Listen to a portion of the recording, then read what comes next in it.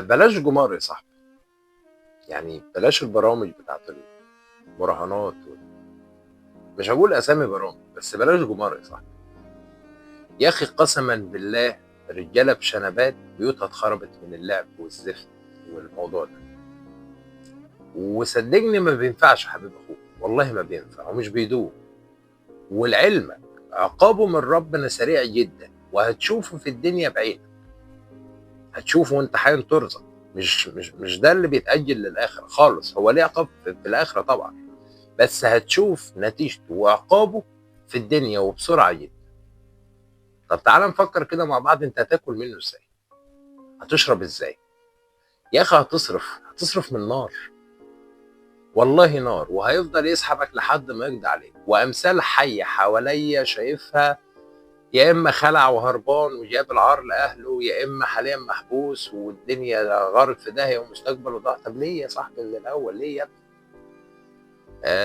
الرزق ما فيهوش حيله، لا حيله في الرزق. مش بالحداجه والله، مش بالحداجه هتكسب فلوس كتيره، مش بالحرام. ما بيفتش، ما منوش لازمه.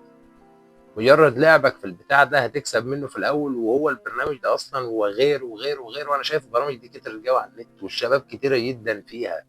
هيديك في الاول، هو مش عبيط. هيديك وهيجيب رجلك، وهتحط 50 هتكسبها 150، وهتحط 150 هتكسبها 3000، وهتحط 3000 هتكسبها 50000. وتروح رامي ال 50000 تلاقيها خسرت. فانا خلاص جربت المكسب، هعوض. انا عايز اعوض. اسمع مني، والله لو مشيت في الطريق ده وجاب لك في الاول، فاللي جاي منه ده نار. نار واختبار لمدى ايمانك وعقيدتك. صدقني هترجع تندم. ترجع تندم في وقت مش هينفع فيه. لا هيفيدك ندم، ولا هيفيدك عياط، ولا هيفيدك اي حاجه. عشان خاطر ربنا، اللي بيلعب الالعاب الزفت واللي في البرامج بتاعت الزفت، المراهنات والزفت والهباب ده، اخلع منها. اخلع منها، واللي كسبته منها ارميه البحر. يعني الله ربنا ما يقبلش الا الطيب يا اخي. ارميه البحر بناقص منه بس.